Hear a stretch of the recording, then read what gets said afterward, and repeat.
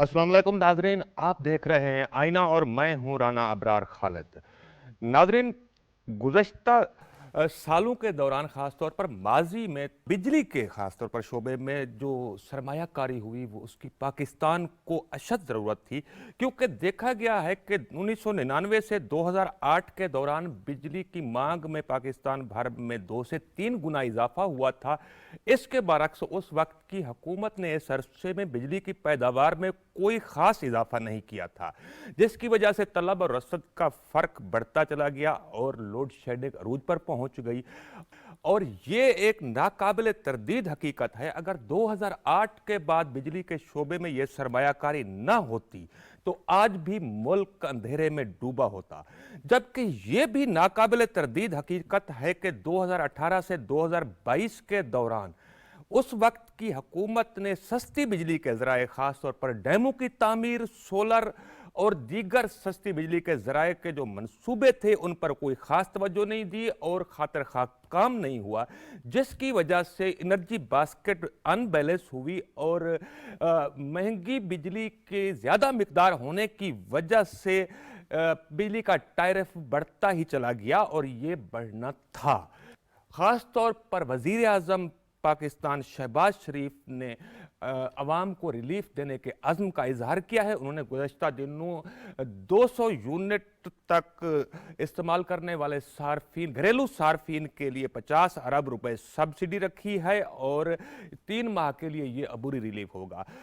नाज़रीन, आज के प्रोग्राम में हम बिजली के शोबे के मसाइल और चैलेंजेस का जायजा लेंगे। हमारे साथ मौजूद हैं सीनियर सहाफ़ी, मारूफ एंकर पर्सन और तजियाकार सुहेल इकबाल भट्टी साहब।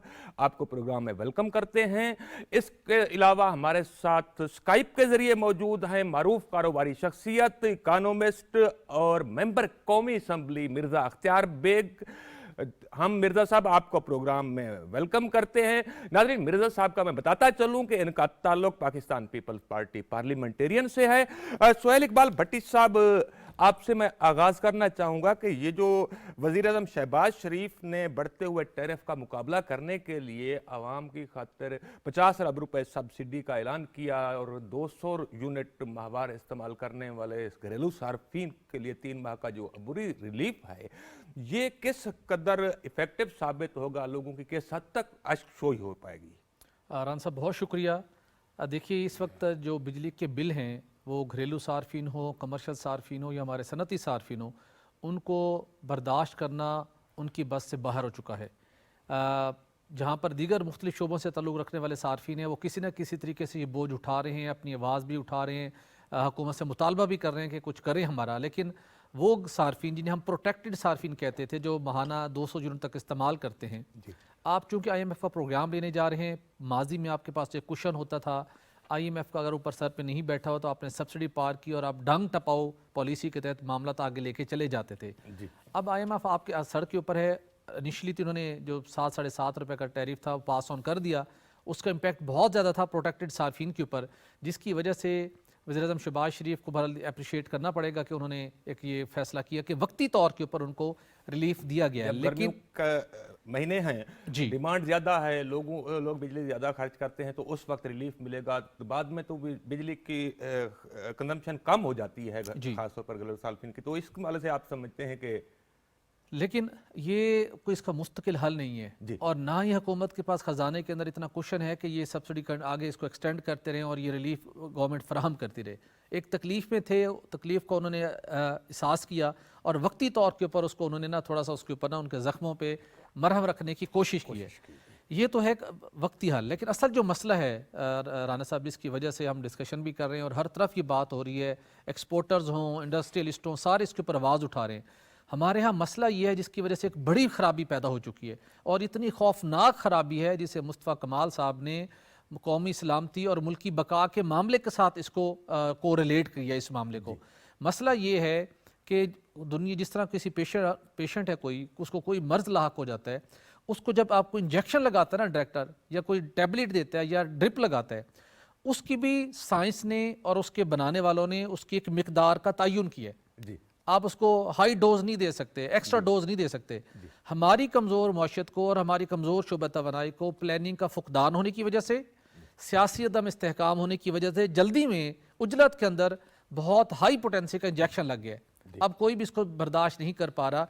माजी में हम किल्लत से ऊपर बिलबिलाते उठते थे, अब कसरत है, वो हमसे मैनेज नहीं हो पा रही। तो ये खौफनाक शक्ल इख्तियार कर चुके हैं। मिर्जा अख्तियार बेग साहब, एक तरफ आईएमएफ का प्रोग्राम हमने लेना है और साफ जाहिर है कि जब हमने आईएमएफ का प्रोग्राम लेना है तो हमने जो कमिटमेंट्स की होती हैं वो भी पूरी करनी होती हैं, लेकिन वो कमिटमेंट्स पूरी करने का जो बोझ है आमतौर पर गरीब आवाम, जो निचले तबकात हैं, रूरल एरियाज हैं, दूर दराज के लोग हैं, उन पर पड़ता है। तो वज़ीर आज़म ने ये जो बुरी रिलीफ का ऐलान किया है, क्या आप इससे किस हद तक मुतमईन हैं? देखिए, ये बहुत ही कॉस्मेटिक और बहुत ही आर्जी एक एक्शन है और उसके दो तीन वजूहात हैं जिस बुनियाद पे ये किया गया है। जी। एक वजह तो यह है कि इन महीनों में गर्मी शिद्दत पे होती है, लिहाजा बिजली के बिल भी मैक्सिमम आते हैं। लिहाजा अगर इन दिनों में बिजली की कीमतें बढ़ाई गई तो लोगों को एक बर्डन पड़ जाएगा। लिहाजा 3 महीने के बाद टेम्परेचर भी कम हो जाता है, कंजम्पशन खपत भी बिजली की गिर जाती है, लिहाजा उसके बाद फिर दोबारा बढ़ा देंगे तो लोगों को इतनी इसकी तकलीफ नहीं होगी। ये एक बात थी। दूसरी चीज ये है कि ये मुस्तकिल हल नहीं है।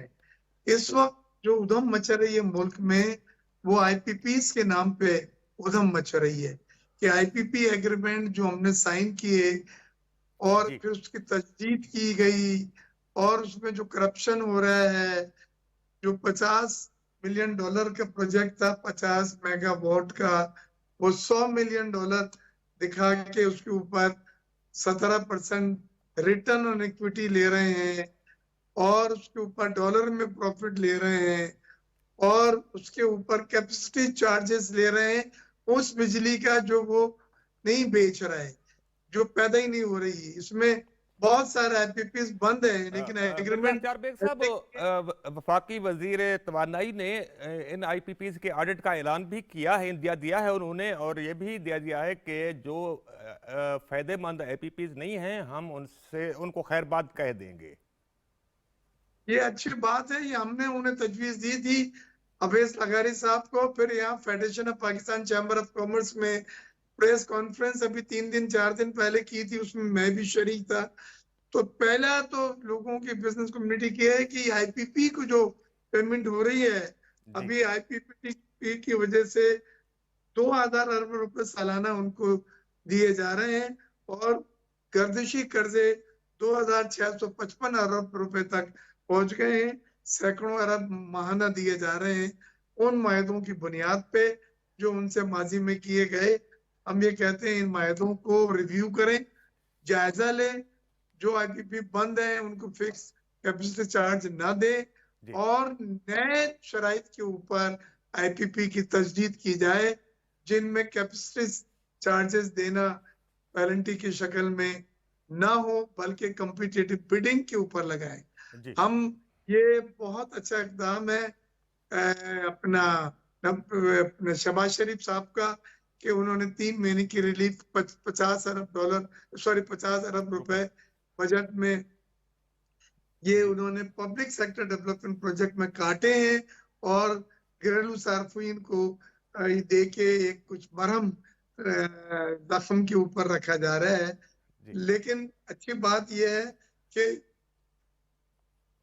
मरियम नवाज साहिबा जो चीफ मिनिस्टर हैं हमारी पंजाब की, और मुराद अली शाह साहब जो चीफ मिनिस्टर हैं सिंध के, दोनों ने सोलर पैनल से 200 से 500 यूनिट इस्तेमाल करने वालों के लिए एक स्कीम मुतारिफ कराई है जिसमें ये लोग जो सस्ती बिजली पैदा कर सकेंगे और वो अपनी जरूरत पूरी कर सकेंगे।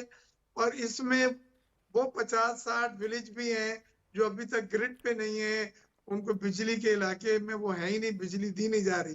तो ये अच्छी बात है कि सिंध में भी और पंजाब में भी दोनों जी मिर्जा साहब, जो दोनों सूबों का ये काबिल कदर इक़दाम है, इसको हम डिस्कस करते हैं। मैं आपके पास दोबारा आता हूँ। सोहेल भट्टी साहब, हम आईपीपीस के जो कैपेसिटी पेमेंट है उस पर आते हैं, लेकिन पहले हम थोड़ा सा ज़रा माजी को भी डिस्कस करें, उसका कंटेक्स्ट भी डिस्कस कर लें। जो माजी में आप भी यहाँ पर साफत कर रहे थे और मैं भी साफत कर रहा था, आपस में बैठे हैं हम, ये जो 2000 या 1999 से 99 से 2008 तक का जो अरसा है आप एनर्जी की बीट करते रहे हैं, इसमें हमें कोई खातिर खा इजाफा नहीं आता। गाजी बरोथा का एक छोटा सा प्रोजेक्ट गलबन 60 मेगावाट का है, ऐसे ना मैं बोल नहीं रहा जी। उसके बगैर हमें कुछ नज़र नहीं आता इस सारे अरसे में। तो डिमांड दूसरी तरफ से जब जीडीपी 8% पर पहुंची थी तो बिजली की डिमांड बढ़ जाती है, इकोनॉमिक एक्टिविटीज़ होती हैं, लोगों के पास पैसा आता है तो बिजली ज़्यादा इस्तेमाल करते हैं, लेकिन प्रोडक्शन में इजाफा नहीं किया गया। ये जो सूरत हाल जिसके नतीजे में हमें 20-20 की लोड शेड 20 घंटे की 24 घंटे में लोड शेडिंग देखनी पड़ी। तो ये जो था इसका किस हद तक आपको नेगेटिव असरात नज़र आते हैं? रान साहब, नेगेटिव असरात तो बहुत तबाहकुन हद तक हैं। दो चीज़ें हैं इसके ऊपर जो हमें इसको समझने के लिए ना देखना होगी।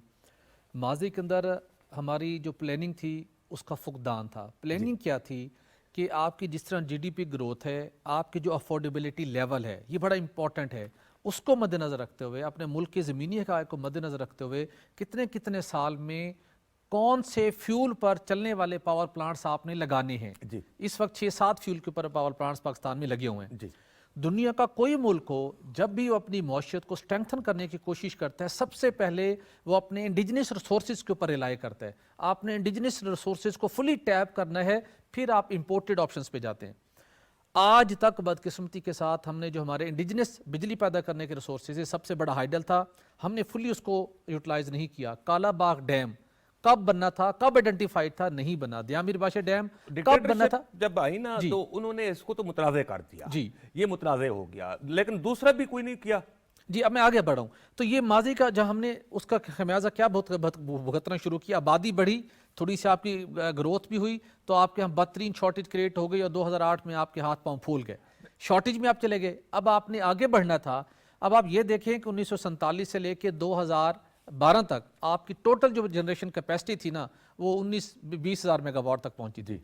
फिर आपने रियलाइज किया कि अब सीपैक आ रहा है, हमने ग्रोथ करनी है 6% जीडीपी के ऊपर, हमने आगे बढ़ने, हमें रिक्वायरमेंट है, प्रेशर भी था। अच्छा, यहाँ पे भी पॉलिसी, यहाँ पे भी प्लानिंग का फुकदान था। हमने दिन रात एक करके असेसमेंट, हमारी के अंदर एक लूप होल थे, हमने शॉर्ट टाइम में डरते हुए माजी को हमने ज़्यादा प्लांट्स के ऑर्डर कर दिया। अच्छा, प्लांट्स लग गए।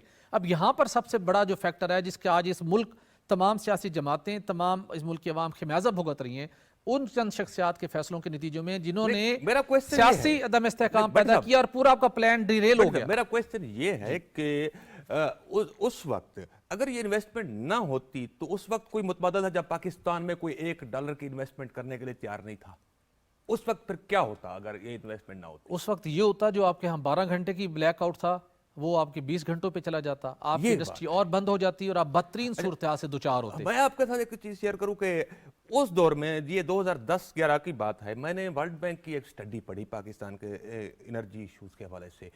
वर्ल्ड बैंक का कहना था कि जो बिजली का 1 यूनिट पाकिस्तान में कम है वो 53 सेंट, सॉरी, जो 44 रुपए बनते थे उस वक्त, 53 जो सबसे महंगी तवानाई वो है जो आपके सिस्टम में नहीं है। 53 सेंट का नुकसान मईशत को हो रहा है।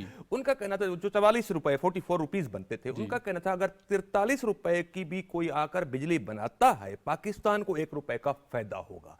ये उस वक्त की वर्ल्ड बैंक की स्टडी। आज वर्ल्ड बैंक की कैपेसिटी पेमेंट्स के ऊपर ये बातें आलमी इदारे भी कर रहे हैं, और दूसरी तरफ कोई एक पैनी बाहर से आकर इन्वेस्ट करने के लिए पाकिस्तान में तैयार नहीं था। उस वक्त सीपैक आया, हमारा दोस्त मुल्क, हर मौसम का दोस्त चाइना आया, यहाँ पर इन्वेस्टमेंट की, तो बिजली बाजार में नहीं बेची जा सकती। आपको पता है बिजली का एक ही कंज्यूमर है, गवर्नमेंट ऑफ पाकिस्तान। और ये जो जब आप किसी को रिक्वेस्ट करते हैं इन्वेस्टमेंट के लिए तो फिर उनको एक ऐसा इन्वायरमेंट भी इंश्योर करना होता है, वो कुछ गारंटीज भी मांगते हैं। तो उस वक्त ये गारंटीज जिस तरह दी गई आप जानते नहीं। बिल्कुल दुरुस्त आपकी बात है, गारंटीज दी गई, सिर्फ गारंटीज दी नहीं गई, सॉवरन गारंटीज दी गई, ठीक है। अब उनको उसके बाउंड है उनको पाबंद करने के। लेकिन देखिए आपने अपने अफोर्डेबिलिटी को हमने तो मद्देनजर रखना मजबूरी है। में गारंटीज दी भट्टी साहब। बिल्कुल ऐसे है, दी मजबूरी गारंटीज, आपने अपने हाथ पांव काट के दिए हुए हैं, वन साइडेड एग्रीमेंट्स हैं, ये एक अलग डिबेट है और इसकी इन्वेस्टिगेशन हो चुकी है, जिस फाइल को एक बहुत खुफिया लॉक में रखा हुआ है, उस फाइल को निकालें, सब कुछ अच्छा, वाज़ेह है। मैं आपके पास दोबारा आता हूँ। जी, 2017 के बाद 2018 भी आया। मिर्जा अख्तियार बेग साहब 2018 जब आया तो 2018 से 2022 तक ये जो चार साल हैं, इन 4 सालों में हम देखते हैं कि जो पाइपलाइन में थे सस्ती बिजली के मंसूबे, जिसमें हाइडल बिजली के थे, दयामर भाषा dam, Mohammad dam, Dasu hydel project, इसके अलावा मोंडा डैम, ये सारे जो पाइपलाइन में मंसूबे थे जो कि सस्ती बिजली, इसके अलावा थर कोल का मंसूबा, इन सब को सर्द खाने में डाल दिया गया और उस वक्त की हुकूमत भूल गई कि हमने कोई बिजली का एक यूनिट भी बढ़ाना है, जिसके नतीजे में हम देखते हैं कि एनर्जी बास्केट गैर मुतवाजन होती है, अनबैलेंस हो जाती है और टैरिफ तो फिर बढ़ेगा। आपने बिल्कुल सही कहा। मुस्लिम लीग नून नवाज शरीफ की हुकूमत में ये पावर जनरेशन 10,000 मेगावाट की रिकॉर्ड टाइम में नई पावर जनरेशन, जिसको आप इजाफी पावर जनरेशन कहते हैं, जनरेट की गई। आईपीपीज भी थे और मुख्तलिफ मोड ऑफ फ्यूल के ऊपर वो जनरेशन का दारोमदार था। लेकिन उसके बाद 2018 से 2022 तक जब पीटीआई की हुकूमत आई तो ना उन्होंने उन प्रोजेक्ट को परस्यू करा, ना नए प्रोजेक्ट थे जो जिसमें चीपर पावर या ऑल्टरनेटिव एनर्जी के प्रोजेक्ट थे। विंड पावर था, सोलर पावर था, हाइड्रो पावर के छोटे और दरमियानी डैम्स के प्रोजेक्ट थे, जिससे हम चाहते थे कि सस्ती बिजली पैदा हो ताकि औसतन बिजली की कीमत जो है वो अफोर्डेबल हो जाए, बर्दाश्त के काबिल हो जाए। एक प्रोजेक्ट नहीं आने दिया, उनके तमाम प्रोजेक्ट जो है वो शेल्फ कर दिए गए। उसकी वजह से ये हुआ कि आपके पास सिर्फ महंगी बिजली के आईपीपी से और वो अफोर्ड नहीं कर सकते। दूसरा एक सोने पे सुहागा जो हुआ वो ये हुआ कि 2015 में हमारी बिजली की पैदावार 20,000 मेगावाट थी और खपत 13,000 थी जी। तो हम मुश्किल जो है 200 अरब रुपए फिक्स या कैपेसिटी चार्जेस देते थे। लेकिन अब बिजली की पैदावार बढ़ के 43,000 मेगावाट पहुंच गई और तरसील वही है 13,000 से 15,000। लिहाजा बैलेंस के ऊपर आप फिक्स चार्जेस दे रहे हैं। हमारे साथ federation of chambers of commerce and industry की नायब सदर कुर्रतुल ऐन साहिबा मौजूद हैं। कुर्रतुल ऐन साहिबा, जिस तरह मिर्जा अख्तियार बेग से कह रहे हैं कि 45,000 मेगावाट बिजली की प्रोडक्शन कैपेसिटी तो पहुंच गई, लेकिन अनफॉर्चुनेटली पाकिस्तान में उस हद तक इकनॉमिक एक्टिविटीज जनरेट नहीं हो सकी, क्योंकि ये बिजली बनाने वाले का वैसे कोई कसूर तो नहीं लगता, उसकी गलती तो नहीं लगती कि अगर हम अपनी इकनॉमिक एक्टिविटीज को उस हद तक बूस्ट नहीं कर पाए कि बिजली को हम बेहतर तरीके से यूटिलाइज करते और उससे इकोनॉमिक बेनिफिट उठाते, उसकी क्या वजह है? मसला ये है, कल भी हमने federation of Pakistan chamber of commerce and industry से एक प्रेस कॉन्फ्रेंस की और पिछले चंद दिनों से हम इस बात को वाजे करने के लिए मशगूल हैं कि हम बता सकें कि असल मसला क्या हो रहा है। असल मसला तो ये है कि बिल्कुल मैं मिर्जा अख्तियार बेग साहब की बात से एग्री करती हूँ कि इस वक्त जो है वो हमारे पास कैपेसिटी तो है कि हम कोई 43,400 मेगावाट की जो है वो बिजली जो है वो प्रोड्यूस कर सकें। लेकिन असल में मसला क्या है, अब आप इसको देखें कि उसकी अगर हम डेप्थ के अंदर जाएं कि हमने जो ये आईपीपीज के अंदर जो है को 50 अरब की सरमायाकारी की और 400 अरब हमने उसमें से कमा लिए। हमने कैपेसिटी चार्जेस जो हैं वो 2015 में हम 13,000 मेगावाट बिजली इस्तेमाल कर रहे थे, जबकि कैपेसिटी चार्जेस 200 अरब रुपए थे। अब 2024 में इस्तेमाल हम वही 13,000 मेगावाट बिजली कर रहे हैं, लेकिन कैपेसिटी चार्जेस हमारे 2,000 अरब तक पहुंच गए हैं। तो जब तक ये आईपीपीज के अंदर से जो हम हैं इनके लाइसेंसिंग को कैंसिल नहीं करेंगे तो हम बिजली की किस तरह से प्राइस को लेके आएंगे प्रॉपर तरीके से। वो तो आप बात करते वो हैं तो कि पूरा तो लाइन इंडस्ट्री, साहब देखें कि अगर हम सॉवरेन गारंटी ना देते तो कोई यहाँ पर इन्वेस्टमेंट करने के लिए तैयार नहीं था, और हमें इन्वेस्टमेंट की जरूरत थी क्योंकि हमारा मुल्क अंधेरे में डूबा हुआ था, तो हमें मुआहदों की तो पासदारी करनी पड़ेगी। आपके आईपीपीज के 52% जो मुआहदे हैं वो आपके यहाँ पर लोकल लोगों के हैं। अब लोकल लोगों को चाहिए ना कि वो थोड़ा सा तरस खाएं अवाम के ऊपर। आप बिजली की असल प्राइस क्या है और हम पे क्या कर रहे हैं। हम तो बात इस चीज की कर रहे हैं कि जो गैर फाल प्लांट्स पड़े हैं जिनको हम अदायगियां कर रहे हैं, उनको हम क्यों अदायगियां कर रहे हैं, जिससे हम बिजली ही नहीं ले रहे, उसको हम करोड़ों करोड़ों की हर क्वार्टर पे अदायगी कर रहे हैं और उसकी पेमेंट वो पाकिस्तान के गरीब आवाम को करनी पड़ रही है। मैं तो अब इंडस्ट्री से भी बाहर निकल के घरेलू सारिफ की तरफ आप देखें कि लोगों के लिए तो अब उनकी फिसलियां निकल रही हैं और हम अपने आईपीपीज के मसले की तरफ हम तवज्जो देने को तैयार ही नहीं है। हम अल्टरनेटिव बिजली के सोल्यूशंस की तरफ हम आ ही नहीं रहे कि जिस तरह से एक वक्त पे हमें चीजों को देखना चाहिए था। जैसे यहाँ पर अभी कहा गया कि हाइड्रल की बात की गई या सोलर की बात है, मतलब जाहिर बात है यहाँ पर 12-14 घंटे जब आपके पास सूरज की रोशनी रहती है, सोलर प्लांट्स हैं, बायोगैस प्लांट्स हैं, बहुत सारे अल्टरनेटिव एनर्जी सोल्यूशन है। लेकिन असल मसला तो ये है कि जो वो आईपीपी के हमारे एग्रीमेंट्स हैं उन सारों को हमें रिविजिट करने की जरूरत है, क्योंकि हम बंद और गैर फॉल प्लांट्स की पेमेंट करते चले जा रहे हैं। इसी वजह से बिजली खत्ते में सबसे महंगी है। अब आप कहते हैं कि इंडस्ट्री जो है या हमारी जो लागत है वो 43,000 मेगावाट बिजली हम इस्तेमाल क्यों नहीं कर रहे। इंडस्ट्री तो बंद हो रही है, उनका तो सांस लेना मुश्किल हुआ है, क्योंकि जिस वक्त वो खत्ते में अपना प्रोडक्ट प्रोड्यूस करने के लिए जाते हैं सबसे हाईएस्ट मार्कअप हमारा है। बिजली इस वक्त हम 17 सेंट के ऊपर ले रहे हैं, जबकि हमारे जो इलाकाई कंपेटिटर्स हैं, बांग्लादेश को देख लें, इंडिया को देख लें, बाकी ममालिक को देख लें, वहां पर 8 सेंट से नीचे की बिजली है। तो आप मुझे बताएं कि जब मैं अपना प्रोडक्ट अगर $2 का बनाऊंगी और इंडिया वो प्रोडक्ट या बांग्लादेश वो प्रोडक्ट $1.5 का बेचेगा, तो हमसे क्यों कोई प्रोडक्ट खरीदेगा? नहीं खरीद सकता। आप दुरुस्त कह रही हैं। मैं आपके पास क्विकली वापस आता हूँ भट्टी साहब। ये जो चीज़ है कि कैपेसिटी पेमेंट आप बात की, हम बात कर रहे थे 2018 की, और आप भी उस वक्त रिपोर्ट कर रहे थे जो थर्कोल के साथ 2018 से 2022 के दौरान हुआ, क्या हुआ था? गुजारिश ये है जो कुछ थर्कोल के साथ हुआ ना सर, जो मैंने अपने गुफ्तगू के आगाज़ में किया था, जिसकी कीमत अब पूरा मुल्क चुका रहा है जी। वो हमारे यहाँ जो हमारे अंदरूनी सियासी खलफशार है ना, उसकी आड़ के अंदर हमें बहुत सी बैरूनी ताकतें और वो सिंगाई इलेक्ट्रिक का एनओसी जारी नहीं किया गया। सर मैं उस तरफ आ रहा हूँ जी। जी। बहुत से थर्कोल को 90s के अंदर ऑपरेशनल होना चाहिए था जी। हमें उन मुहर्रिकात पे जाना चाहिए किन लोगों ने हमें थर्कोल को यूटिलाइज नहीं करने दिया। आज जो पाकिस्तान की महंगी तरीन और दुनिया की महंगी तरीन जो बिजली पैदा हो रही है ना, वो इंपोर्टेड कोल पर हो रही है। कितने रुपए? 77 रुपए फी यूनिट। डॉलर खर्च करते हैं 77 रुपए फी यूनिट, 77 रुपए 77 रुपीज फी यूनिट। जो आपके थर के कोयले से बिजली पैदा हो रही है उसकी कीमत कितनी है? 36 रुपीज पर यूनिट। जी। कितना फर्क है। अब मसला यह है कि हमने इंपोर्टेड कोल के ऊपर 3600 मेगावाट के प्लांट्स लगा चुके हैं।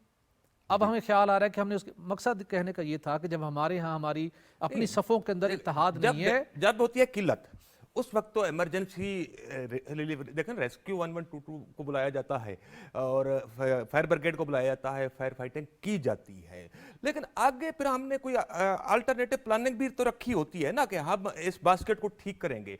जब 2018 आया 2022 तक हमने हॉलीडे मनाया कि नहीं मनाया, आप जानते हैं। बिल्कुल, बड़ी अच्छी एग्जांपल दी है। यही इसी एग्जांपल में ना इस मुल्क का मसला छुपा हुआ है। आपने रेस्क्यू 1122 की बात की, कोई एक्सीडेंट और हादसा होता है, इन्फॉर्म किया जाता है, रेस्क्यू 1122 की एक गाड़ी मूव होती है। अगर उसी हादसे के ऊपर रेस्क्यू 112 की शहर से दूसरे शहर से 100 गाड़ियाँ भेज दें तो क्या होगा? वहाँ पे आपका फ्यूल भी ज़ाया होगा, आपके रिसोर्सेज भी ज़ाया होंगे, टाइम वेस्टेज भी होगा। हमारे यहाँ भी ये मसला हुआ है। अगर हम उस बिजली को, जिस तरह हमने गैस चूल्हों में बर्बाद कर दी, अगर हम उस बिजली को मुआशी एक्टिविटीज में यूज करके फाइनेंशियल बेनिफिट नहीं ले पाए, बिजली बनाने वाले की तो गलती नहीं है, गलती तो मेरी है ना। बिल्कुल, बिजली बनाने वाले की एक गलती जरूर थी कि जो पावर प्लांट 40 रुपए का लगना था उसने उसकी कीमत शो की 100 रुपए। नाजरीन, मिलते हैं ब्रेक के बाद।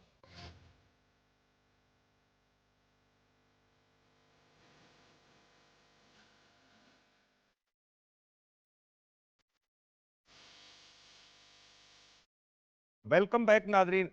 मिर्जा अख्तियार बेग साहब, आप कह रहे थे सोलर पैनल के हवाले से जो आज के दौर में बिलाशुबा ये जो बिजली और तवानाई का शोबा है, ये सिर्फ वफाकी हुकूमत की जिम्मेदारी नहीं बल्कि सूबाई हुकूमतों की भी जिम्मेदारी बन चुकी है, क्योंकि 18वीं तरमीम और डेवोल्यूशन के बाद सूबाई हुकूमतों का एक बड़ा किरदार है। दो सूबाई हुकूमतें पंजाब और सिंध की इस हवाले से अपना किरदार निभाने की भी कोशिश करें, जिस पर आप रोशनी डाल रहे थे, जो कि सोलर पैनल फ्री और किस्तों पर देने की स्कीमें हैं। मिर्जा अख्तियार बेग साहब, ये कितना बड़ा मंसूबा है दोनों हुकूमतों का?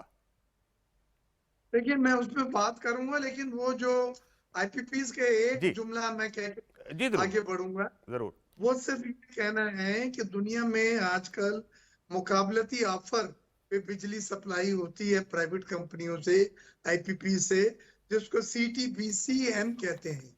यानी वो कंसोर्शियम बनाते हैं 5-6 कंपनियां मिलके, जी कोई 100 मेगावाट, कोई 150 मेगावाट, कोई 200 उसमें डालते हैं और फिर वो कोट करते हैं। कोई 4.5 सेंट कोट करता है, कोई 5 सेंट कोट करता है, कोई 5.5 सेंट, और जो सबसे कम होता है वो उसको दे देते हैं। और सिर्फ उसी ऑफर के ऊपर जो पे होता है, जो बिजली खरीदी जा रही है, जी कैपिटल चार्ज इसमें नहीं है। और ये नेपरा से अप्रूव हो चुका है 2020 में। तो आपको इस सिस्टम पे जाना होगा। और जी वो एग्रीमेंट, मैं बार बार ये नहीं कह रहा तोड़ के नए एग्रीमेंट बनाए, जो एग्रीमेंट एक्सपायर हो गए हैं उनकी तजदीद आप पुरानी शराइत पे ना करें, नई शराइत पे करें, जिसमें ये CTBCM मुकाबलती ऑफर का मॉडल है जो दुनिया में कामयाब है। जी तो एक ये मेरी इसमें सिफारिश है। दूसरे, हुकूमत के जो कोल के प्लांट है, साहिवाल कोल, बिन कासिम कोल, हपको कोल, ये 1250 मेगावाट ईच है, जो टोटल मिला के 3750 मेगावाट है। सोहेल इकबाल भट्टी साहब, हमारी बात अधूरी रह गई थी। पहले तो ये बताएं हमारे नाजरीन को कि अनकरीब 2025 तक कितने आईपीपीज के एग्रीमेंट एक्सपायर हैं, और जो वफाकी वजीर तवानाई ने ये इंदिया दिया है कि ऑडिट भी कर रहे हैं, ऑडिट के बाद जो गैर मुफीद आईपीपीज होंगे उनको खैरबाद कहेंगे, तो कितने अंदाजा कोई हो सकता है? आपकी वर्किंग है इस पर? अच्छा, 2025 को हम छोड़ते हैं, हम पहले उनकी बात करते हैं जो पिछले 4-5 साल में अपना कॉन्ट्रैक्चुअल टाइम पूरा कर चुके हैं। पहले तो उनकी बात होनी चाहिए ना। जी उनका क्या स्टेटस है? पहला सवाल ये बनता है। जी ठीक है सर, वो बड़े पावर प्लांट्स जिन्होंने पाकिस्तान की आवाम और कौमी ख़जाने से पैसे निचोड़े हैं, उनका टाइम ख़त्म हुआ। और गुज़श्ता दौर हुकूमत में, जब PTI का दौर हुकूमत था, उनके मुआहदों में तोसी की जा चुकी है। इसी तरह कुछ 4 से 5 बड़े सलाहियत के पावर प्लांट्स हैं जो कि उस दौर हुकूमत में उनको एक्सटेंशन मिल चुकी है। जी। अब जुल्म ये है कि अगर आज उनको आप वो जो कंडीशन हम बात कर रहे थे, आपका सवाल था फिर तो हम फंस चुके हैं। जब एक्सटेंशन मिल चुकी है एग्रीमेंट को, जी, तो जितनी एक्सटेंशन मिली है तो उसमें ये मजबूर उसी हैं। का हम खमियाजा भुगत रहे हैं, उसी का हम खमियाजा भुगत रहे हैं। ठीक है, तकरीबन कोई वो 2500-3000 मेगावाट सलाहियत के वो मुख्तलिफ पावर प्लांट्स हैं। ठीक है जनाब। उसके बाद जब आपने आगे नए पावर प्लांट्स आपके सिस्टम में आ रहे थे और बड़ी तेजी के साथ आ रहे थे, आपको पता था अगर आप उनके साथ करनी भी थी मुआहिदों में तोसी, तो आप करते टेक एंड पे, कि जब बिजली लेंगे, जरूरत हुई तो आपको पेमेंट करेंगे, जब जरूरत नहीं होगी बिजली भी नहीं लेंगे और पेमेंट भी नहीं करेंगे, ताकि कैपेसिटी पेमेंट वाला मामला क्लोज हो जाता। लेकिन बदकिस्मती के साथ, जो मैंने शुरू में बात की कि जहाँ पे हमारी इस्तेदाद का फुकदान है, जहाँ पे हमारी दयानतदारी का फुकदान है, वहीं पे हमारी मनसूबाबंदी का भी फुकदान था, जिसका खमियाजा पूरी कौम और पूरा मुल्क भुगत रहा है। अब मसला ये है कि इन मुआहिदों को, मैडम कुरतुल-ऐन कह रही थी कि हमें इसके ऊपर इनको मुआहिदों को ख़त्म करें, इन पर रिव्यू करें। ये आप नहीं कर सकते। आपके पास एक ऑप्शन मौजूद है, उन सबको बिठाएं, बातचीत होनी चाहिए, बातचीत करनी चाहिए। मैडम कुरतुल-ऐन साहबा, आप इस वाले से कह रही थी कि कैपेसिटी पेमेंट ठीक है। एक और राय चल रही है, एक और बात हो रही है कि पाकिस्तान में बिजली का टैरिफ यकसा होना चाहिए, रेट यूनिट, बिजली के यूनिट का रेट एक होना चाहिए, चाहे वो घरेलू सार्फिन है या इंडस्ट्रियल है, कमर्शियल हैं। तो यहाँ पर ये भी है, प्रोटेक्शनिज्म है मईशत में, तो फिर बिजली के यूनिट का रेट मुख्तलिफ है। आप क्या समझती हैं? देखिए जी, जिस तरह से अब हमारे डोमेस्टिक तारिफ हैं उनकी बिजली का रेट डेफिनेटली इंडस्ट्री से डिफरेंट है, या एक जो हमने यहाँ पे एक बाइफरकेशन कर रखी है आवाम को रिलीफ देने के लिए।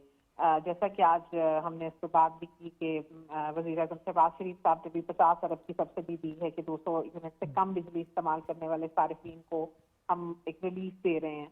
तो वो बाइफरकेशन तो डिपेंडिंग अपॉन अब हमें वो बिजली के रेट्स या उन चीज़ों को लोगों को थोड़ा सा सब्सिडाइज करने के लिए करना पड़ता है, लेकिन आई थिंक कि हम डोमेस्टिक और कमर्शियल रेट्स को यकसा तो नहीं कर सकते, बिकॉज वो डिपेंडिंग अपॉन वो वहाँ से प्रॉफिट मार्जिन और वो सारी चीज़ें, और फिर इधर आपकी जो एक लोकल पॉपुलेशन है उसकी अपनी एक रिक्वायरमेंट है, और फिर उनकी जो इस वक्त आपकी पर कैपिटा इनकम है उसके हिसाब से जो लोगों को हमें रिलीफ भी देना है।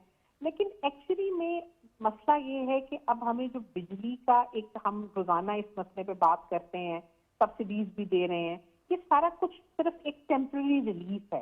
अब इसका हमें एक मुस्तकिल हल जो है ना वो बहुत जरूरी है कि हम तलाश करें, और उसमें इम्पोर्टेंट यही है कि हम जो अल्टरनेटिव एनर्जी रिसोर्सेज हैं उनको हम जरूर लुक फॉरवर्ड करें। जैसे सोलर के ऊपर हमने थोड़ा सा काम करना शुरू किया, फिर हमने उसको इतना इनकरेज नहीं किया। वो लोगों ने मतलब अभी भी अगर हम अपने देखें तो मेरा ख्याल है कि डोमेस्टिक यूज में सिर्फ 8% लोग हैं जो सोलर यूज कर रहे हैं।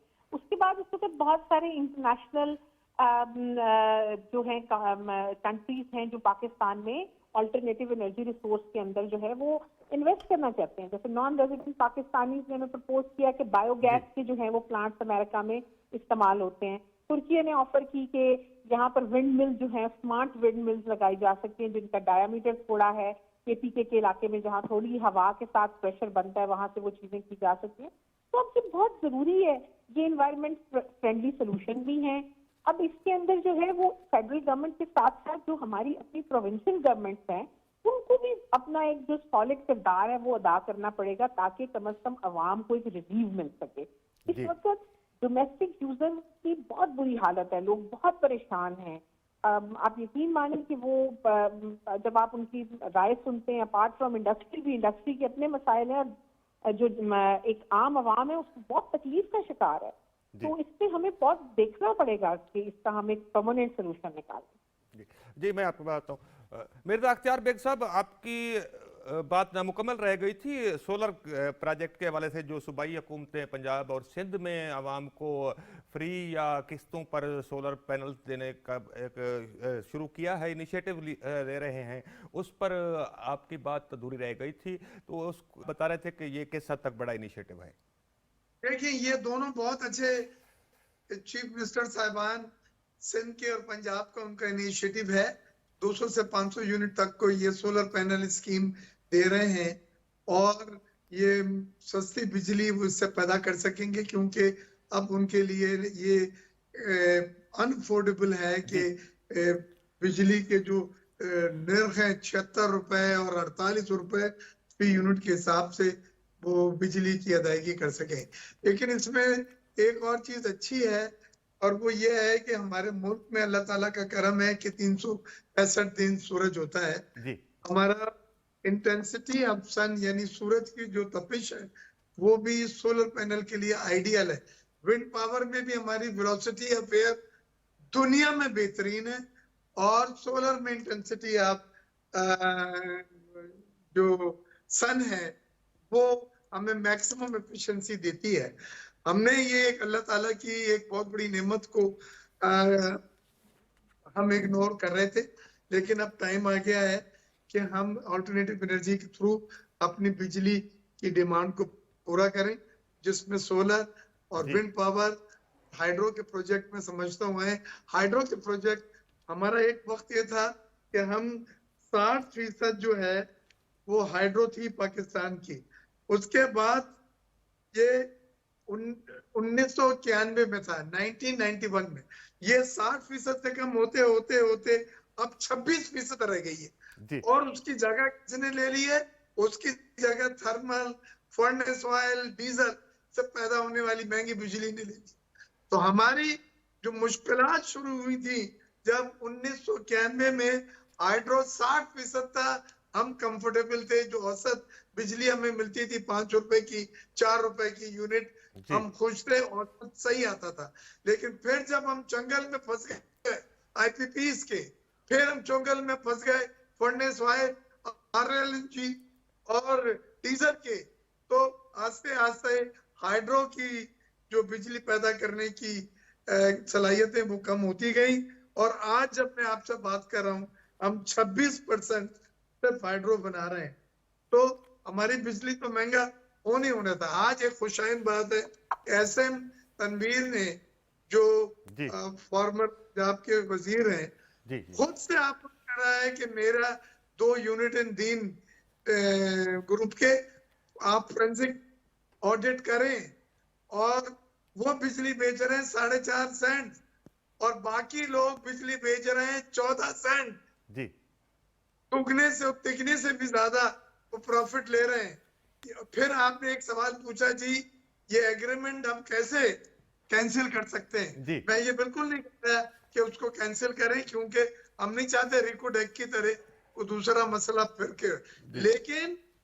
लेकिन जहां पे करप्शन साबित है, जहां $50 मिलियन के प्रोजेक्ट को $100 मिलियन ओवर इन्वेस्टिंग करके डाला है, और उसके ऊपर 17% इक्विटी गारंटीड रिटर्न हुकूमत से 20 सालों से ली जा रही है, तो ये ब्रीच ऑफ कॉन्ट्रैक्ट खुद ही हो जाता है। कॉन्ट्रैक्ट नन राइट खुद ही हो जाता है।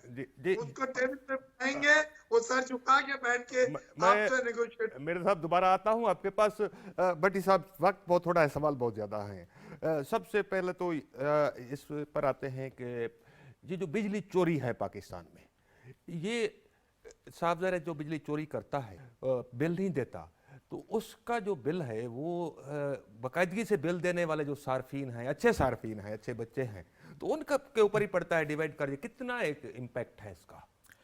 ये इसका इम्पैक्ट अभी बताता हूँ। एक छोटा सा पॉइंट ऐड करता जाऊँ, जो हम पूरा डिबेट का क्रक्स भी है।